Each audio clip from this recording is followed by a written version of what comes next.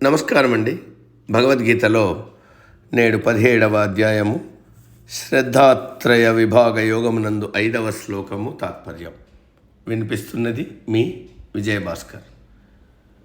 అశాస్త్ర విహితం ఘోరం తప్యంతే యే తపోజనా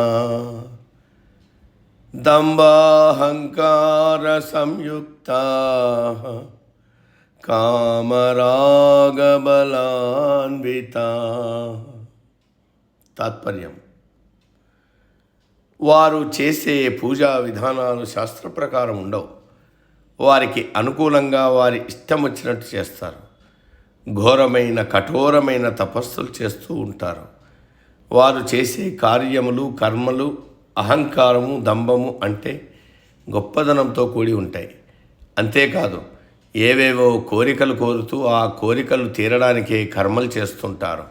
అందుకే వారి కర్మలలో అంతా తమకు కావాలనే కాంక్షతో తమ బల పరాక్రమాలను ప్రదర్శిస్తూ కర్మలు చేస్తారు. రాజసిక తామసిక ప్రవృత్తి కలవారు చేసే పనులు అన్నీ తమ యొక్క అవసరాలకు తగినట్టు తమ యొక్క అనుకూలతకు తగినట్టు చేస్తుంటారు. కానీ శాస్త్ర విధి ప్రకారం చేయడానికి ఇష్టపడరు. వారు తపస్సులు పూజలు భయానకంగా జుగుప్సాకరంగా ఉంటాయి. ఇంకా కొంతమంది తమ గొప్పతనం తమకు ఉన్న సంపదలను హోదాను ప్రదర్శించుకోవడానికి అహంకారంతో పూజలు వ్రతాలు చేస్తుంటారు. కానీ భక్తితో కాదు. వారు చేసే పూజలు తపస్సులు అన్నీ కోరికలతో బంధనాలతో నిండి ఉంటాయి. పురాణాలలో రాక్షసులు ఘోరమైన తపస్సులు చేస్తుంటారు.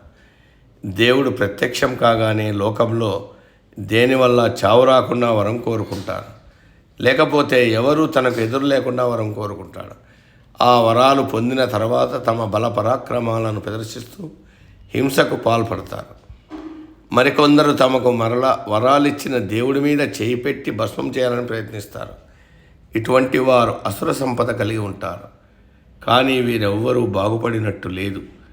వారి వారి వరాల ప్రభావంతోనే వారు నాశనమయ్యారు. కానీ ఉత్తమ గతులు పొందలేదు. నేటికి సమాప్తం. తదుపరి శ్లోకం రేపటి రోజు.